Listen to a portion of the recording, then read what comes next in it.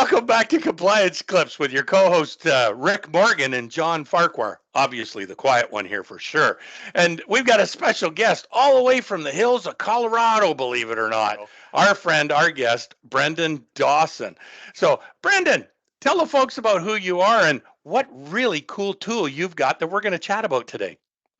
Well, thank you, John, and thank you, Rick. I appreciate the opportunity. But my company is called Accident Plan, and Accident Plan is a crash management tool. It's a tool that the drivers use to mitigate risk from the moment of the first harmful event of a crash that enables the motor carrier and all the claims teams down the line to manage that risk and close claims as quickly and efficiently as possible to reduce the exposure to oversized verdicts and reduce the overall cost of claims. And the coolest thing is it fits on one of these, which is really handy. So that's it's an actually app. called an app, John. An app. Well, an app doesn't completely describe it because that's only the part that's in the driver's hands is the mobile app.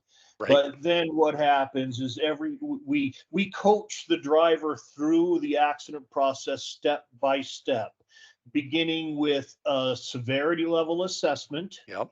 That sends data back to the motor carrier so that they can determine what their exposure is in the moment that it's happening. Then we put the driver through the steps of securing the scene. And by that, I mean triangles out, flashers on, engine off. And then we put them through a brief conduct reminder. Everything we taught them during orientation, but they've long since forgotten. Right. And so we put them through the conduct reminder, as in don't move the injured, don't say anything you don't have to say, cooperate with authorities, remember that you do also have a right to remain silent. Yes. And then after that, we put them through the process of the gathering information, because that's the critical part in managing the claims. Yep. And so we coach them through taking wide shots of the scene, vehicles' paths of travel, skid marks, debris fields, damaged property, and looking for cameras, surrounding areas where there might be video cameras, damaged property. And then we coach them through making sure that they have the information from the other parties. I recently attended a captive summit meeting, and one of the major complaints that the attorneys presenting had is that we don't know who the claimant is. We don't know who the other party is. And we don't find out until we get a letter of representation. Right.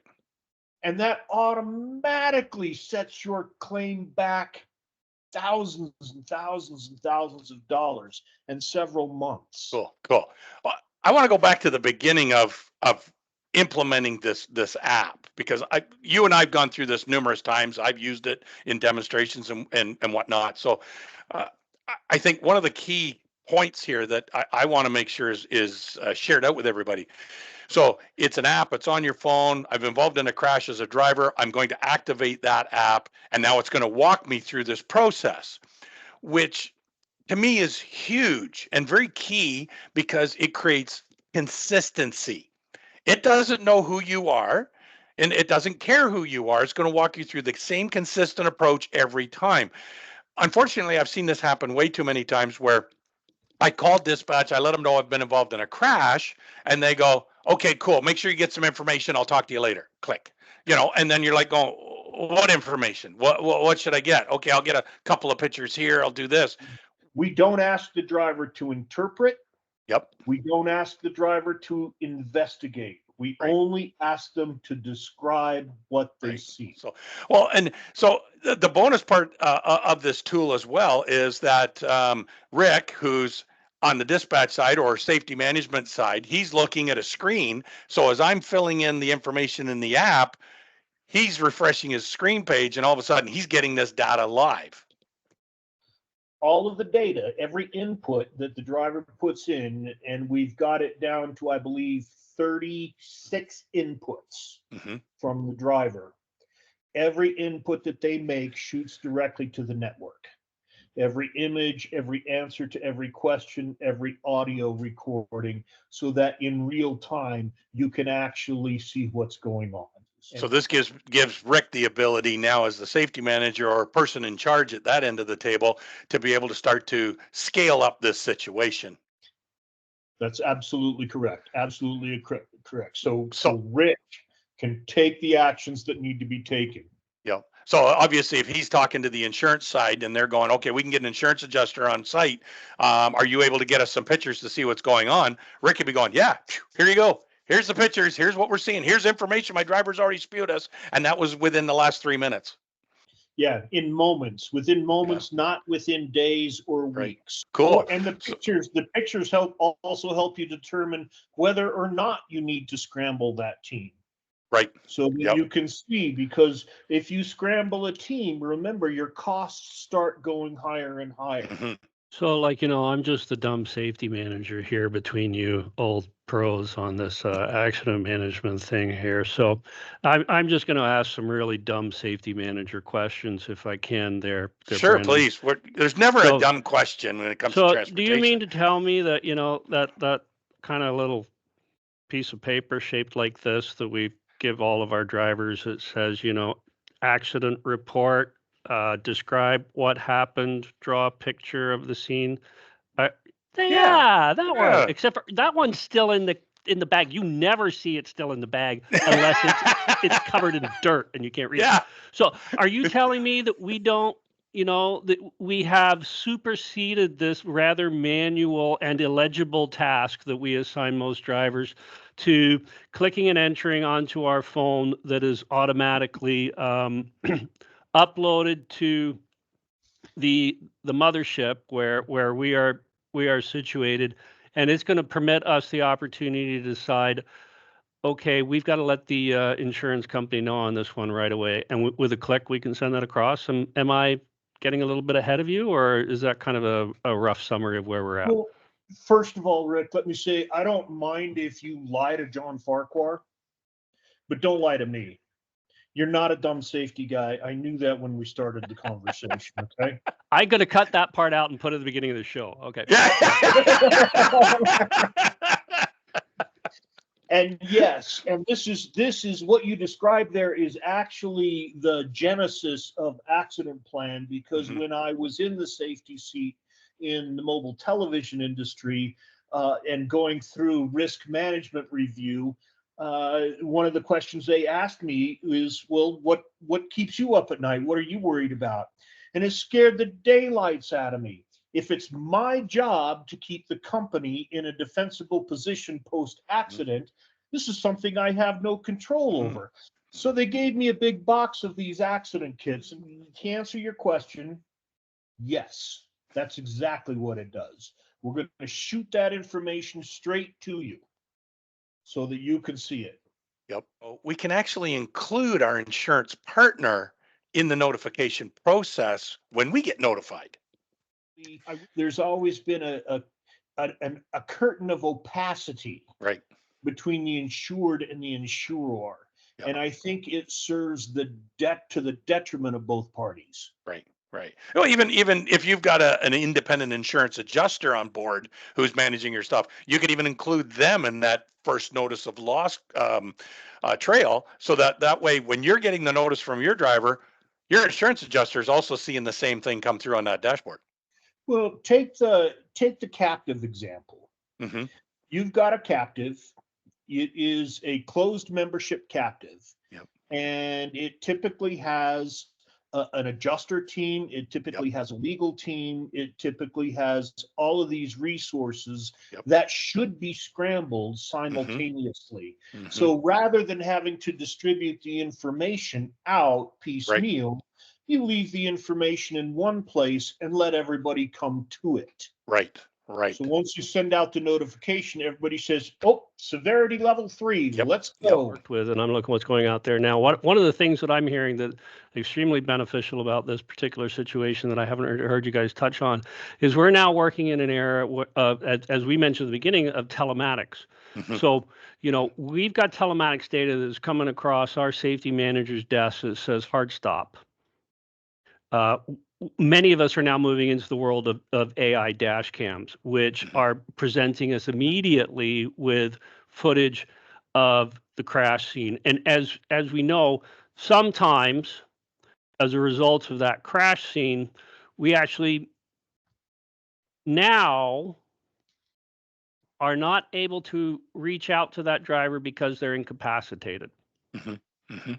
And we've got here just one more check and balance as to whether or not there is some form of incapacitation on the driver's part, because if everything is going according to plan and everything that we're doing, that driver, after we receive the notification of the hard stop and the dash cam footage, we should be expecting within 5 minutes notification from this app that's saying this is what happened. The absence of that notification is in and of itself a trigger for possibly escalating our response procedure. Absolutely, absolutely. And no matter how much data or how much AI we apply to the situation, there is no substitute for the human intervention. Mhm. Because as Mhm. we know, any hard stop information is generated by an accelerometer event. Mhm. Yep. And not every accelerometer event indicates a crash, and not Right. every crash will indicate an accelerometer event. Mhm. So yes, you must have eyes. If you see an accelerometer event and an incapacitated driver, and then you check to see if that truck's still moving, Mhm. you know you've got a problem. Mhm. And that driver may be incapacitated. So if you don't get that report, then you have to go to your next plan. Does this tool allow us to load archive copies of other stuff into that tool? So like we talked a bit about, I could have my adjuster, my legal team, my claims team having access to this database. They could be getting notification of it being updated. Let's say, hey, I've been able to manage to archive the dash cam footage. I've been able to the telematics that I've been able to archive that harsh break or whatever happening, and I need to archive that because I don't need a spoliation claim on my hands on top of everything else. Can I take copies of that stuff and pop it into this database so now that team can access that information as well instead of me having to email it all over the world? Yes, in our current state, you can upload all common file types Oh, perfect. and notes. Right. The next step is to have the webhooks automatically Yep. grab the telematics Right. data and grab the video and put it Sure. in the file for archival purposes. Hmm. So current is, yes, you manually pull down the video and upload it into Accident Plan. In the near future, as we continue our efforts to integrate with the telematics systems, we'll make it automatic. I've never had a safety manager or any trucking company representative tell me that they don't have enough to do. Yeah, exactly. Exactly. Yeah, they're usually wearing 6 different hats at least. So now we've collected all this data. We've got this portal with this dashboard where all this information is accessible now. And now what does it do other than it's laying there? Can we create some reports from it? So Hmm. starting from the beginning, the severity assessment, which I Hmm. should get into Yep. in a minute, Yep. and then the secure the scene, the what am I talking about? The conduct reminder, the Hmm. information gathering, all the way down to the last thing, which is our drug and alcohol post-accident checklist. Oh, okay. Okay. So even us walking us through whether we need to get that driver sent off, have him tested. That's Cool. correct. Cool. Okay. So you'd mentioned about this severity situation. What do you mean by that? What when you're talking? Well, Hmm. and so what we've done is we've broken it down into a three-tiered severity level. So severity level 1 which is which is an accident that has occurred on private property with no apparent injury or fatality. So you're thinking your truck stopped fender bender, I backed into the parked car, I busted the fence, those kinds of things. If you get that level of notification and you confirm that that's all it is, you can finish your lunch before you get started on it. Right. Severity level 2, and it's a little misleading because severity level 2, we want to approach with the same intensity that we would approach a severity level 3. So let me explain. Severity level 2 is in the public roadway involving another vehicle that with no apparent injury. So that's an in-traffic fender bender where everybody is still on their feet and nobody rides in the ambulance. Right. Right. The reason we approach this with the same intensity as a level 3, which is, of course, a known injury or fatality, is because a property damage claim today can often become a bodily injury later on. Right. Right. So regardless of whether we know we have an injury today, we still want to approach it with the same method, gather the same information, take the same steps, so that if that person goes home and watches daytime TV and sees all the lawyer ads, we're prepared for that. Right. Right. And everybody on your team is aware of it, especially your insurer. There's nothing that will drive your insurer crazier than hearing about a loss 2 weeks, 3 weeks, a month, a year down the line. Well, we hear this from some of our friends in the legal community, and I'm gonna throw a name out there, Doug Marcello. We've had him on this show here before, and interesting enough, he'll be one of the first ones. Depending on the severity of this incident, you might not be the defendant. You might want to be the plaintiff. Well, that's Doug's. That's Doug Marcello is he's extremely intelligent man, very knowledgeable in his work, and he will tell you, hit them first. Yes, exactly. Don't sit back and wait. Don't sit back and wait, because if you hit them first, say, because you've got information in front of you now that where the facts of the accident implicate the other party, and you sue them for damages, you get to secure the venue of your choice, not the other party's choice. Correct. Exactly. Well, and unfortunately, I don't see enough trucking motor carriers doing that. Well, you've hit on the psychology of the situation, John. We think this way. First of all, we pretend it's not going to happen to us. But we must simultaneously work to prevent and prepare.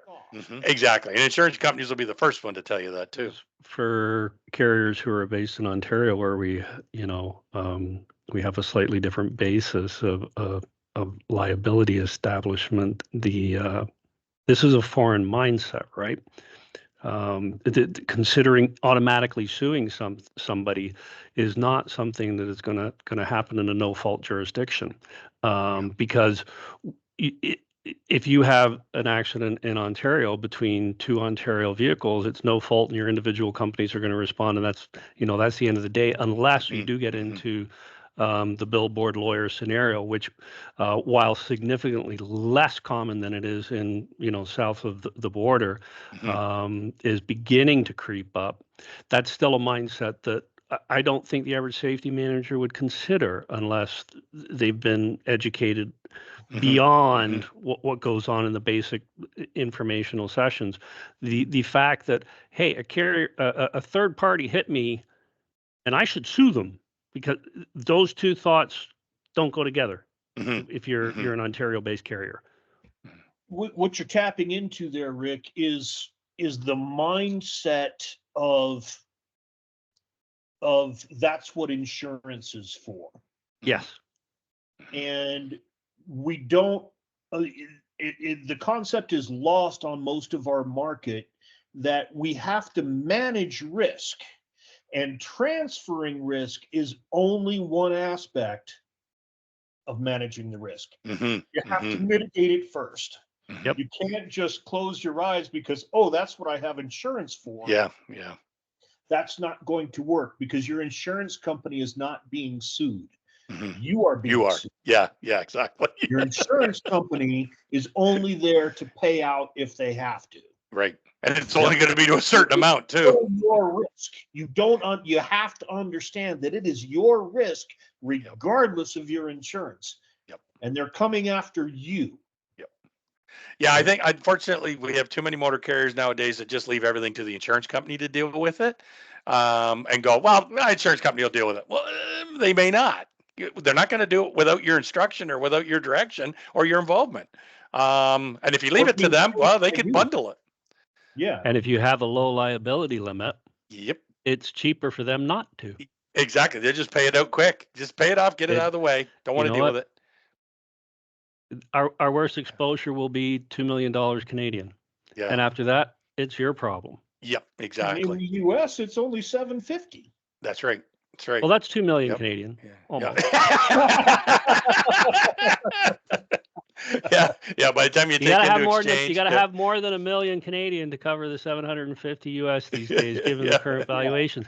And it's not like you can buy $1,010,000 or $1,025,000. No. It's they only you're up work to in two, right? $1 million increments. Yeah, that's right. So awesome, cool. This has been very insightful, Brendan. Where can people find out more information about Accident Plan? How can they access this tool? How can they get this and learn about what else there is to go with it? Well, you can get all your fundamental information at accidentplan.com. You can reach out to me, Brendan, B as in Bravo, RENDAN, at accidentplan.com.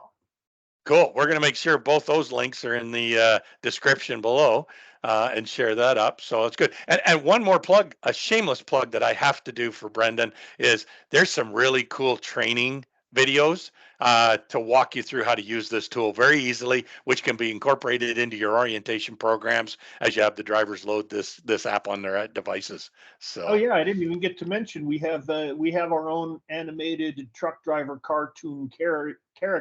Yeah. Who we affectionately call Skidmore Safely.